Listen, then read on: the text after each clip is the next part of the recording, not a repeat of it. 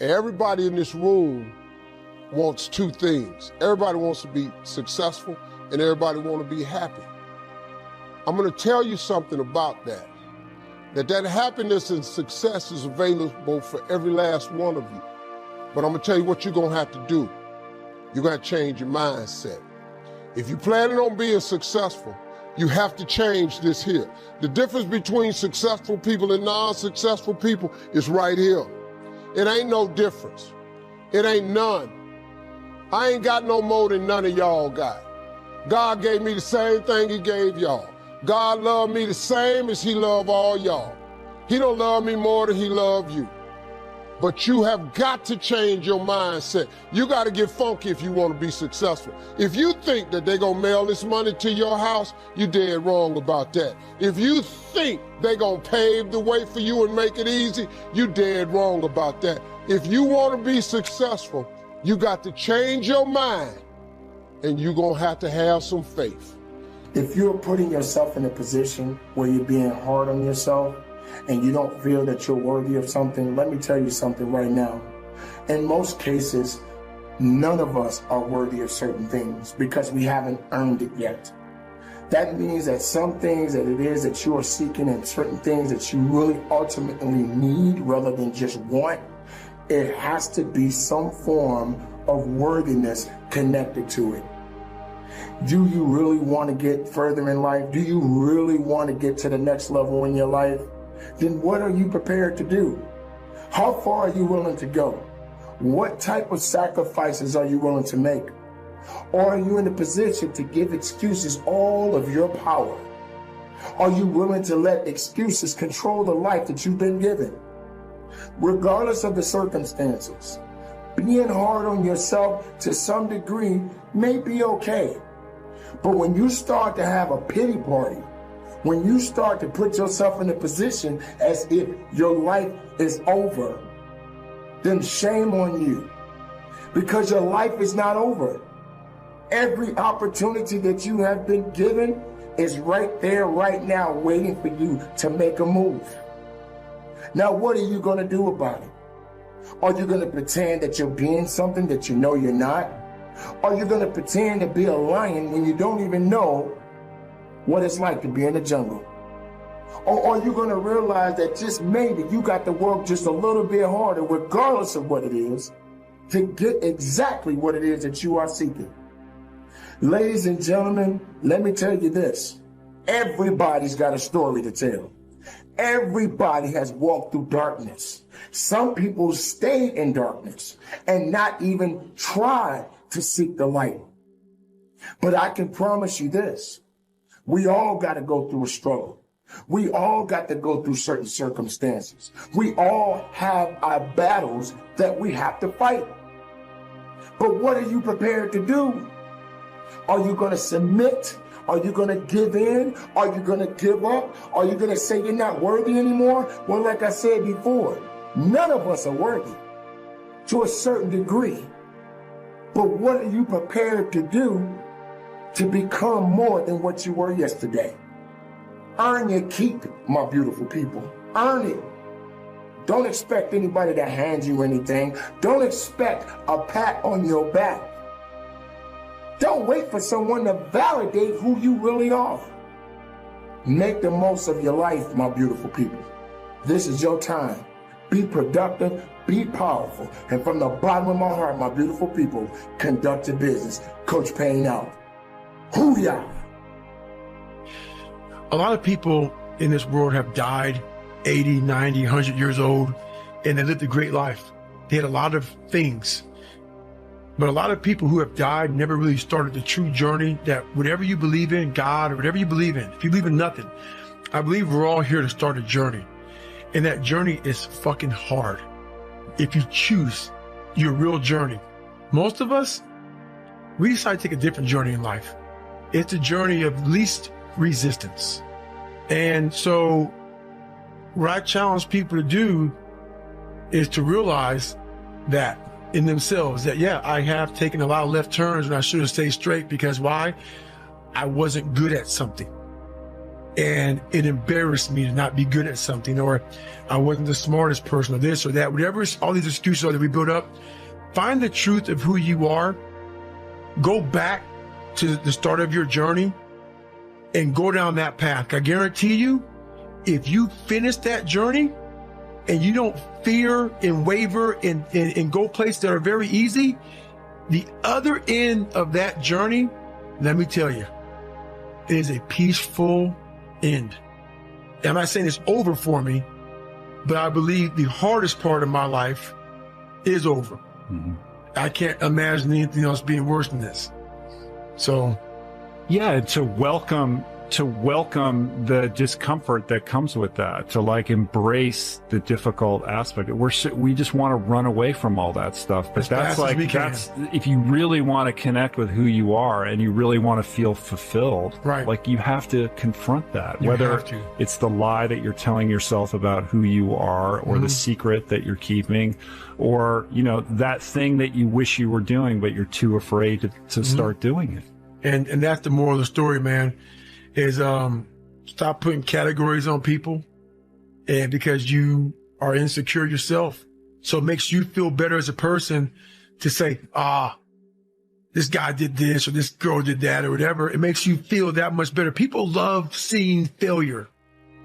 It makes them feel so good about themselves to see somebody not succeed at something. Makes them feel better.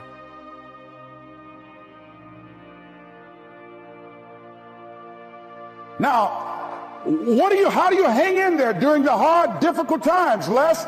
You must have faith. You've got to believe in yourself. You've got to believe in your abilities. You've got to believe in your service, your company, your ideas, unquestionably. You've got to have faith, and that faith gives you patience. That is not going to happen as quickly as you want it to happen. A lot of things are going to happen that will catch you off guard. And so therefore you've got to deal with and handle it as it comes. And not only that, but that faith and patience drives you into action. You've got to keep moving and keep plugging away. In the Far East, they have something that's called the Chinese bamboo tree. The Chinese bamboo tree takes 5 years to grow. And when they go through a process of growing it, they have to water and fertilize the ground where it is every day. And it doesn't break through the ground until the 5th year. Okay? But once it breaks through the ground, within 5 weeks, it grows 90 feet tall. Now the question is, does it grow 90 feet tall in 5 weeks or 5 years? The answer is obvious. It grows 90 feet tall in 5 years, because at any time that person stopped watering and nurturing and fertilizing that dream, that bamboo tree would have died in the ground. And I can see people coming out talking to a guy out there watering and fertilizing the ground that's not showing anything. Hey, what you doing? You've been out here a long time, man. And the conversation in the neighborhood is, you growing a Chinese bamboo tree, is that right? Yeah, that's right. Well, even Ray Charles and Stevie Wonder can see ain't nothing showing. You know that's how people are going to do you? So how long have you been working on this? How long have you been working on your dreams? And you have nothing to show. This is all you got to show? People are going to do that to you. And some people, ladies and gentlemen, they stop. Because they don't see instant results. It doesn't happen quickly. They stop. Oh, no. You got to keep on watering your dream. And when it began to happen, they stopped laughing. They said, look, whoa, look here. Look out. Hey, man, you know, I know you could do it. Look here, you got a job here?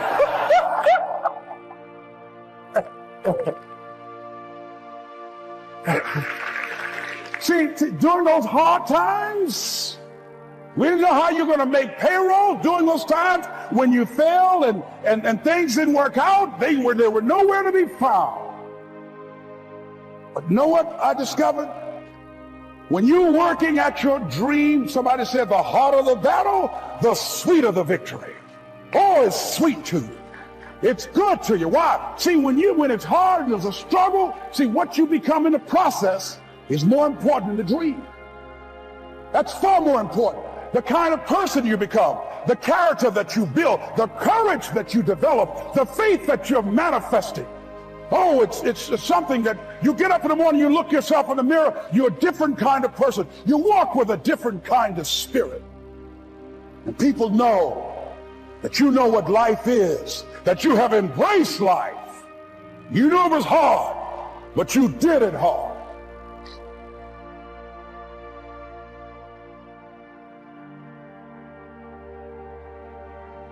Behind every moment of adversity in your life, there is a blessing and a lesson. Every moment of adversity has those two things. Pain always leaves a gift. Always.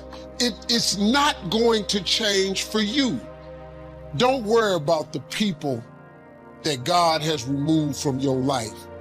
He saw things you didn't see. He heard conversations you couldn't hear, and he made moves you wouldn't make. And that's it. But now if you're gonna stay there and cry, see, here go the problem with them. Okay, they close your company. You stand at the door, open the door, open the door. The company's closed. You gotta open back up, get some more investors, open your company.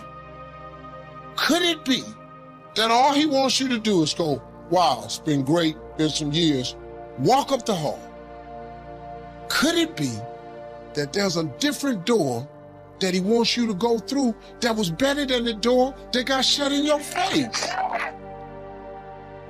It's really, you have to live your life in the expectation of wonderful things happen. God is a merciful God. He didn't bring you this far to leave you. He didn't set you up to fail. You're tripping. You're tripping, man. He only wants to progress his children. That's all he wants to do. Even if you're wrong, he forgives us. Just keep moving, man. It ain't nothing. This thing right here, really, man, you got to look. So many good things have happened to me. Now, look, I've had some painful moments in this like you. But hey, I look for the bright side, man. I expect something good to happen. I'm back at work. I don't know what he was doing, but he'd have made a move for me because I ask him to all the time. And then I just sit in expectation and wait and see what he got for me because he got something for me. Somebody asked me a question the other day. If you could go back to any period in your life, what period would you go back to? I ain't ever had it this good. This is the best of my life ever been. You gotta be nuts. Man, you wouldn't want to be 25 again? Are you kidding me? The 25-year-old dude that was me? I'm so glad that idiot is gone. No. 63 years old, man. It's the best my life ever been. You know what I'm saying? But that's a scripture, though. If you honor me, your latter days will be greater. So all I do, I just honor him, and he gonna keep shining on me.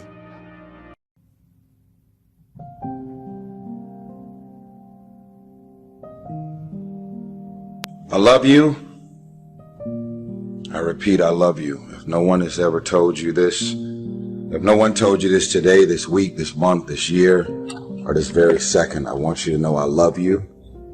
And I also want you to know that the fact that you're still alive and still on this earth, even though it's been challenging and rough, and sometimes you get discouraged and uninspired to keep going, God has a plan. You will grow through what you go through. Everything that you're going through, at some point, it makes no sense to you right now. But at some point, God is going to reveal to you why all of these issues, challenges, and problems continue to show up, and what you were supposed to learn from it. What do you do when the clock is against you and you have enough wisdom to do it over, but you don't have enough time to do it over? What do you do when you miss your season and you miss your window of opportunity? What do you do when you know that you've got the desire to do it, you've got the passion to do it, but you look in the mirror and the wrinkles in your face and the sagging of your body indicates you don't have time to do this all over again. She says, I don't have time to get pregnant again. I don't have a second chance at life. My life is over. Go away. Don't hang around me. I have nothing left to give. There are people that when you start running out of time, you get bitter, you get desperate, you start pushing people away from you because they're asking something of you that you don't think you can give anymore. And you find yourself in a place of depletion and it feels like God has forgotten you. But I remind you, nothing just happens.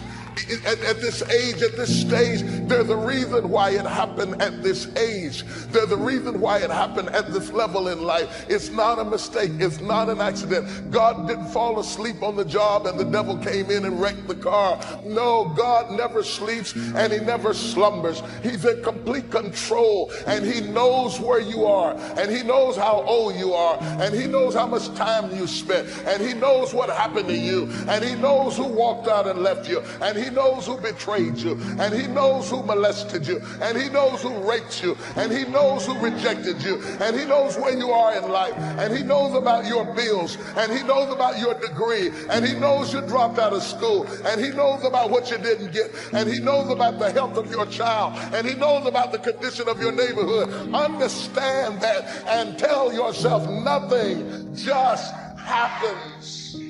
If they walked away, it's no accident. If they left you, it's no accident. If you tried to make it work and it wouldn't work, it's no accident. Accept it as the will of God. Clap your hands, wash your face, do your dance, and keep going. God says in Jeremiah, I know the plans I have for you.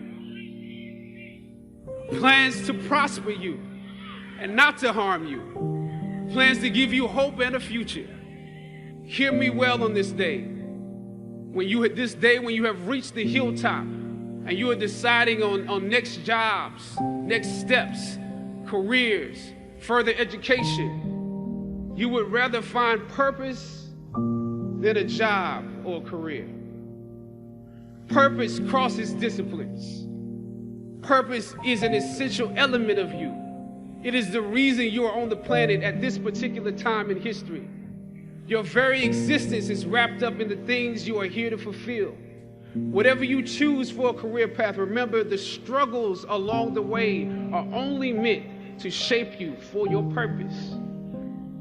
When God has something for you, it doesn't matter who stands against it.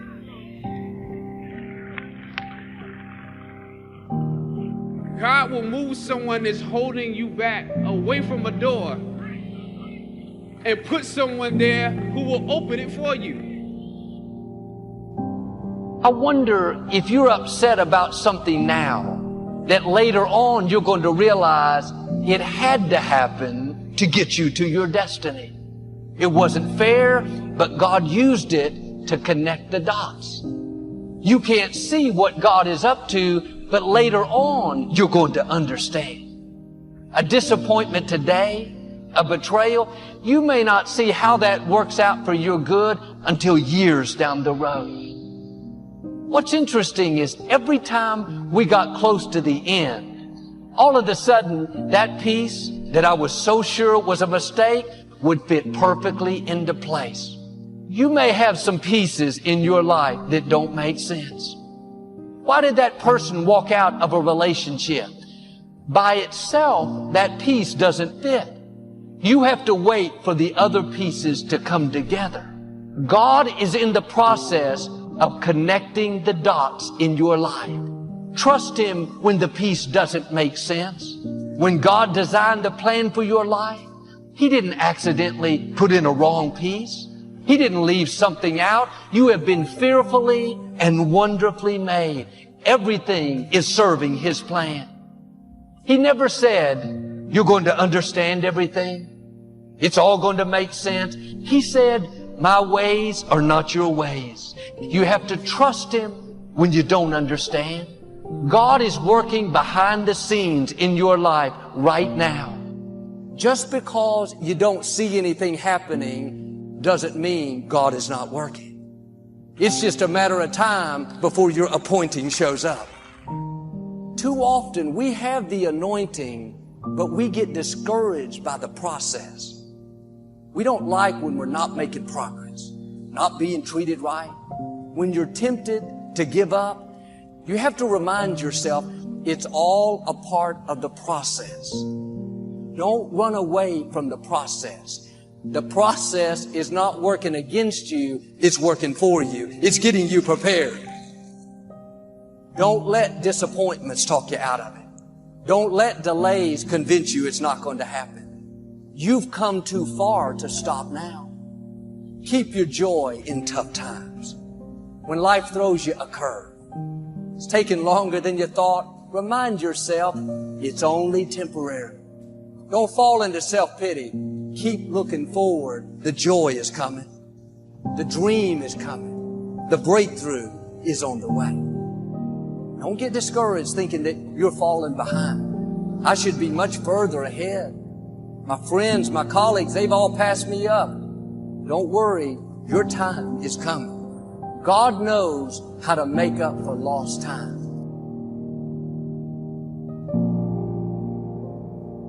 Everything that's happening to you is God is processing.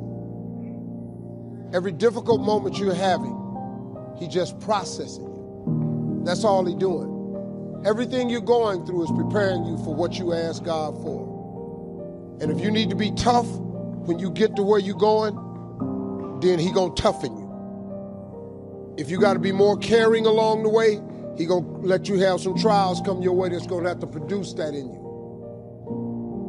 What happened in my life was getting where I've gotten to today and where I'm even headed to, I had to be tough. So He toughened me along the way. I had to learn how to appreciate a lot, so He took everything. To really understand the value of money, I had none. To just appreciate simple things, what I'm gonna eat today, where I'm gonna wash up at, where I'm gonna bathe.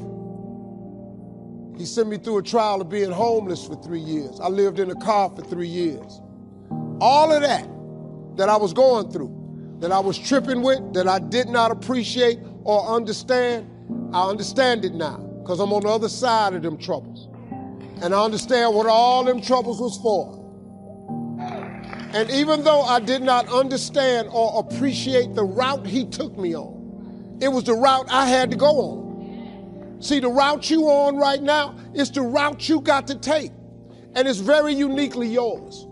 This thing you going through, this just uniquely yours. You just got to understand you ain't the only one.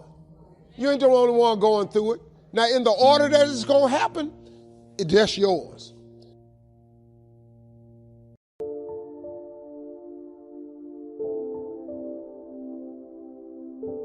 What happened when you were that little boy or that little girl, at some point you felt those feelings. Prove them right, because there's an end to your life and it's coming sooner than you think. It goes by like this. Just yesterday, Max was 6 years old in the car wash. He's going off to college next year. Just yesterday, she was 8 months old. Now she's got a boyfriend. Just yesterday, I was a young, cool guy. Just yesterday, me and my girlfriend were walking on the beach. Someday I'm going to do that. It goes by in a flicker, just like that, in a blink. I don't care how young you are, in a blink. And at some point, it's going to be over. And I have this obsession as a Christian. When I die, I hope the Lord says, well done, good and faithful servant. But I got this hallucination. And even if you're not religious, I guarantee you this happened. I think when I die, I'm going to run into Papa. I'm going to get to see him again. And you're going to run into that person. You're going to get to see him again. Him and the Lord are going to be sitting there and they're going to say, hey, I want to introduce you to somebody. This was the woman you were born to be. This was the man you were born to be. Your twin's going to be there. This is who you were born to be. These are the people you could have helped, the memories you could have had, the things you could have accomplished, how you could have have felt about yourself, the things you'd have seen, done, and become. Papa's going to show, this is who you could have been. This is who I saw you to be. I couldn't say it. I didn't understand it, but I felt it. I knew you were going to be this person. Meet him. To me, heaven when we die is we meet that person we were capable of being, destined to be,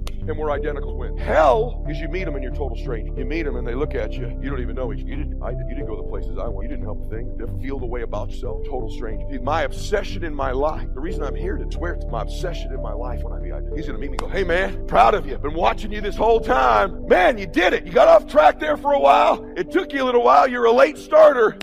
But man, you did it. You accomplished it all. You did it all. You became the man you were born to be. I'm proud of you. And I'm going to say, brother, I've been chasing you all these years. I'm running down that guy. I'm running him down. Every decision I make when I'm down and lazy and depressed and bummed out like I've been this week and I'm not feeling good, I don't do things based on how I feel. I do things based on who I am. And who I am is that guy. I know most people don't make definite plans, but don't let that be you. The guy says, well, you work where I work, but the time you get home, it's late. You've got to have a bite to eat, watch a little TV, and get to bed. You can't sit up half of the night and plan. And this is the guy who's behind on his car note. He's a good worker, hard worker, sincere. But I've discovered that you can be sincere and work hard all your life and wind up broke and embarrassed. You've got to be better than a good worker. You've got to be a good planner, a good goal setter. You've heard the old saying, the people who fail to plan are planning to fail. It's true, so work on your plans. Put yourself in the top few percent who put this power to work for themselves. Writing your goals down also shows you are serious. And to do better, you must get serious. You don't have to be grim, but you do have to be serious. Hey, everybody hopes things will get better, but remember, the future does not get better by hope. It gets better by plan. And hope unaided by clear plans can finally become an illness. There's a Bible phrase that says, hope long delayed makes the heart sick. It's a sickness. I used to have the illness known as passive hope. It's bad. And there's one that is even worse, and that is called happy hope. That is really bad. The man is 50,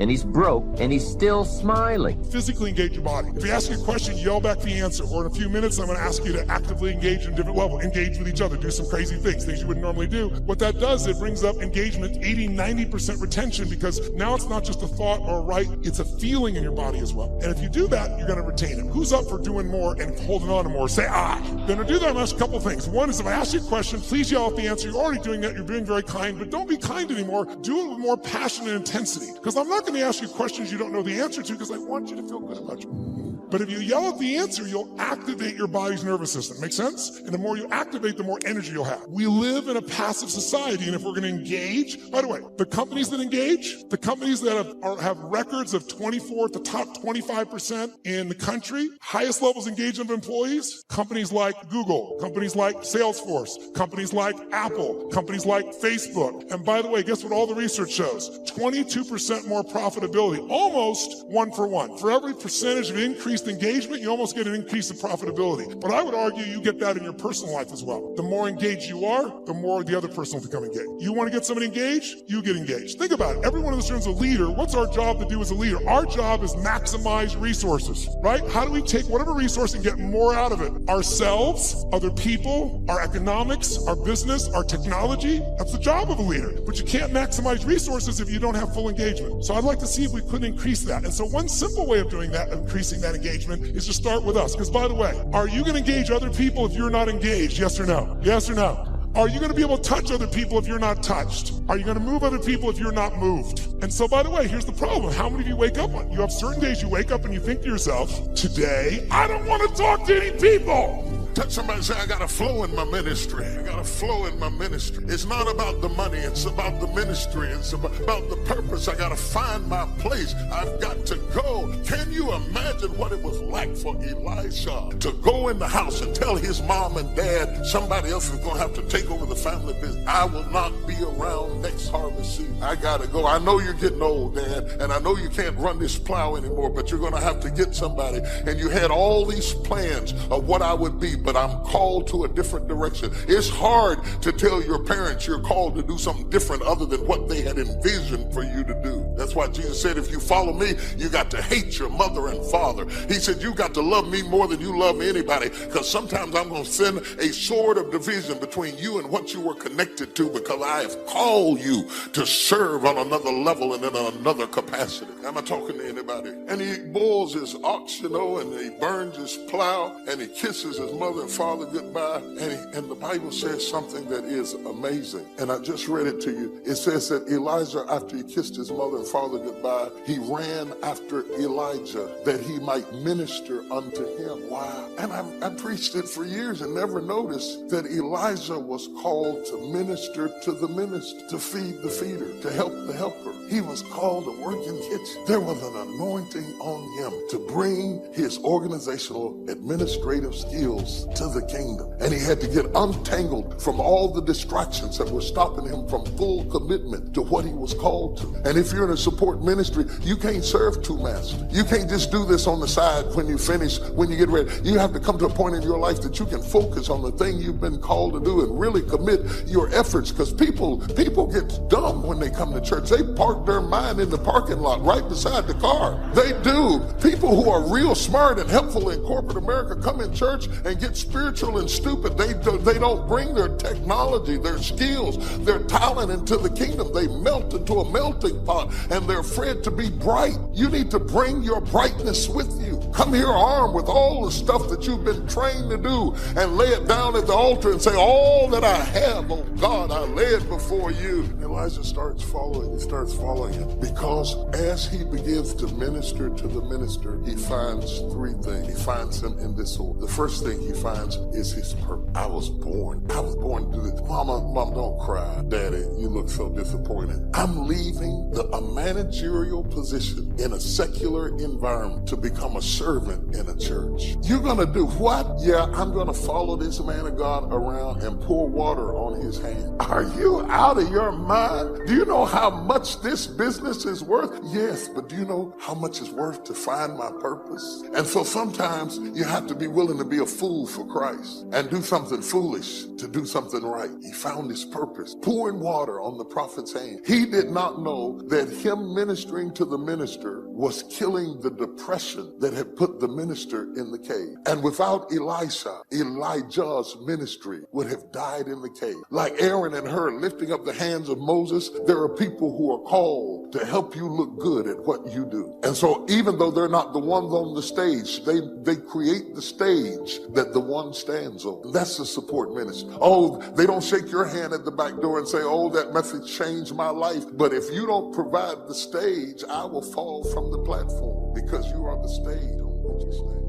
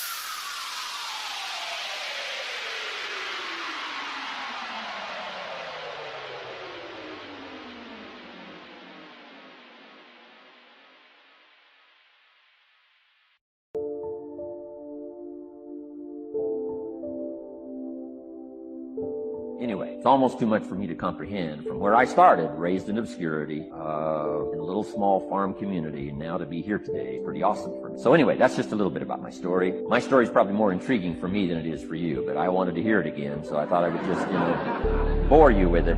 Anyway, I don't ask you to be impressed today. I'm the one that's impressed. From where I came from to have a chance. But that's the American dream, right? Come true. Chance to start from scratch, start from obscurity, start with pennies, start with nothing, and have a chance. Transform your life, change your life, set your goals, and see what you can accomplish. So anyway, that's how I got here, and I'm just delighted that this day has arrived, and I truly want to make it valuable for you. Let's go to work. Here's what I hope you'll find out of this seminar today. For your notes, here's what I hope you'll find. Number one, sincerity. Above all else today, I hope you'll find me sincere. Best place for people to start to communicate sincerity on both sides. I'm sure you're sincere or you wouldn't be here today, right? Spend this kind of money, spend this kind of time, roll up your sleeves today, go to work like I am, and get this message. You've got to be sincere. So I assume you're sincere. Now I want you to see me sincere. But I've got a good note for you to make. Sincerity is not a test of truth. Important note to make. Sincerity is not a test of truth. We must not make the mistake of saying he must be right. He's so sincere. That would be a mistake. And here's why. It's possible to be sincerely wrong. So we don't mistake sincerity for truth, right? Sincerity is only a test of sincerity. Truth has to yet be tested by truth, okay? But hopefully you will find me. And truth. Next, a combination of things I hope you'll find here today. Ideas plus inspiration. Ideas plus inspiration. Ideas, business ideas and social ideas and personal ideas. We all need ideas, right? How to have a good day ideas. How to have a good year ideas. How to have your best year ever ideas. Good health ideas. Personal relationship ideas. How to deal with your family ideas. Sales management ideas, financial freedom for the future ideas. We all need good ideas. So today, I hope you gather up by note and by what you can remember a lot of ideas. I want to share as many with you as I possibly can in the time constraints we have. Today is going to go very rapidly. I used to think a day like this was a long day. Found out it's a pretty short day, but I'm going to go as fast as I can, share with you as many ideas as I possibly can. And here's why. Ideas can be life-changing. Ideas can be life-changing. And sometimes all you need is just one more in a series of good ideas. It's like dialing the numbers into the lock, right? You got 5 or 6 numbers dialed into the lock. The lock still won't come open, but you don't need 5 or 6 more numbers. Maybe you just need one more. And maybe a seminar like this could do it. A sermon could do it. The lyrics from a song could do it. A dialogue from a movie could do it. A conversation with a friend might do it. That one last piece you need, number. Dial it into the lock. That's it. The lock comes open. There's the door for you to walk through. And maybe this seminar today could furnish that for you. One more idea. I know you've come with a lot already. Sometimes we get the impression, I used to have that I only had this much going for me and I needed this much. Usually not true. And I'm sure not true of this audience where I find you today. As well dressed as you look today. As fine as you are sitting here today. It isn't that, you've got this much going for you and you need this much. I would assume you've got this much going for you and maybe all you need is just a few more thoughts, ideas, to furnish you some ways and means, turn your life into the dream you wanted. So, ideas. The seminar's going to be loaded with ideas. I want you to take good notes. But here's what else I hope you'll find here today, and that is inspiration. And who knows the mystery of inspiration? Why some people are inspired and some are not? You were inspired to get here. Some were not. Who knows the mystery of that? I don't know. A friend of mine, he's a urologist now, used to play a lineman for Ohio State University. He said, Les, let me give you a free rectal. I said, no, buddy, you too motivated. Obi don't roll like that, huh? My goal before leaving the planet is to reduce the number of kids that are impacted by autism, to find a cure for autism, to work to raise money and to raise awareness, to eradicate it from the planet before I leave here. What's your goal? What's your dream? What is it you want to do with your life? Dr. Joelle Martin said something that I love. She said, what would the world be like if everybody lived their dream? Here's what I found about life. It's not as complicated as I used to make it. I think that life is about dreams and stories. Everything that exists, the world at one time was barren, but everything that exists, hotels, planes, they weren't here. Everything that we see every day, computers, all of the things that we see, someone had a dream. Someone had a dream of a person standing on stage and their voice being amplified so they don't have to scream and yell and could be heard by thousands. Someone had that dream of how to transport us from one place to the other quickly and safely. The clothes you have on, where you're now seated, all came out of somebody's dream, the world's greatest achievement. What is your dream? I said that you have something special. I didn't say that just to be kind. I said it because it's true. You are God's chosen vessel. You were chosen, 1 out of 400 million sperm. You have something in you that when you were chosen, when you showed up, there's something in you that if you don't do it, all of us will suffer. Repeat after me, please. Live full, die empty. Let's say it again. Live full, die empty. Dr. Howard Thurman, one of the mentors of Dr. Martin Luther King Jr. and Albert Schweitzer and Mahatma Gandhi, he was a very brilliant writer. He wrote some things that really grabbed me. He wrote, deep is the hunger, the voice of the genuine, the centering moment. During the time after receiving 238 radiation seed implants, I was reflecting on his words, and these words kept me up that night. He said, the ideal situation for a man or woman to die is to have family members praying with them as they cross over. He said, but imagine, if you will, being on your deathbed and standing around your bed, the ghost of the dreams, the ideas, the abilities, the talents given to you by life, and that you, for whatever reason, you never went after that dream. You never acted on those ideas. You never used those talents. You never used those gifts. And there they are standing around your bed, looking at you with large, angry eyes, saying, we came to you, and only you could have given us life. And now we must die with you forever. I remember the days where no one wanted to listen to me, so I'm always grateful when people do. I don't forget that. And so I spent more of my life a broke person than I have a rich person. And I spent more of my life someone nobody knew than that other people now do know, right? So I'm really grateful for it. It's not something that I take lightly. I don't take your time lightly either. So I have a huge ambition here, which is I'd like this next hour to help change your life. So I've set the bar high. We'll see whether or not we accomplish that, but at least make some kind of a difference in your life. So a couple things about sales I just want to say first. Facts tell, stories sell. And all the people that I know that are the best at influence or teaching influence are great storytellers. Their ability to make a point through a story is better than any fact that they can give you. And what I want to do first, because I want to set this straight because that was a really great introduction, I'd like you to know the person that existed prior to all that stuff Lee said. So I'd like to give you a little bit of hope. Is that good? Say yes. So I am an average, ordinary human being. And I don't like, when I speak, I don't like to be, I used to say I'm below average, but the fact is I don't think that's really true. I actually think everybody's born with giftedness. I think every single human being's born with some natural giftedness. And when you figure out what those gifts are, you use them in the service of other people, you start living a pretty blissful life. And for me, it didn't take very long for me to find out what my gifts were. It's not IQ, it's not that I'm 6'4", I'm not the strongest dude in the world, I'm not the funniest dude in the world, but I am a pretty good communicator and I'm a really good listener. I love being present with people, and one of my gifts is I sincerely care about people. And you ought to be thinking about what your gifts are. It's easy. You look at guys that I coach, if you look at some of the golfers that I coach or the UFC guys, my guy I coached last weekend won, Dominic Cruz, Michael Chandler's another buddy of mine. You look at these people that I work with, they could see their physical gifts. Chandler's got quads that are like this big, right? Or LeBron's 6'8", can jump out of a gym. We know those are the gifts. But what are your gifts? Like if you could take a real inventory of them, I ask high performers, even like you guys, what's your giftedness? And you'd have a hard time telling me because you discount what they are, right? You discount, maybe you're not the to, like for me,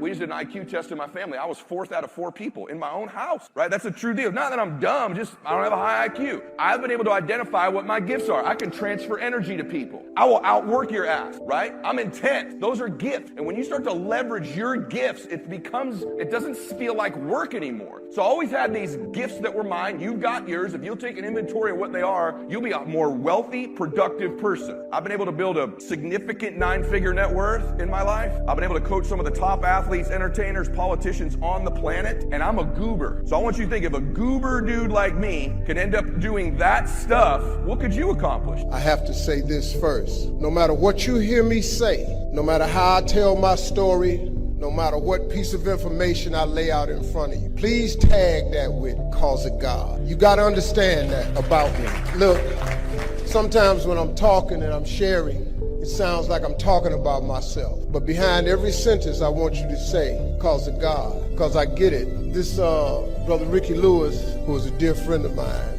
probably one of the most dedicated Qs I've ever met in my life, really. When he presented the idea to me, you know, I got to do a lot to move. I'm pretty busy. But when you hear a person introduce you with no introduction necessary, it's because I've accomplished so much, but it's cause of God, though. You know, look, my life is covered with grace and faith. I'm not a pastor by any stretch of the imagination. I got enough flaws to negate that statement off the top. But my life is favored.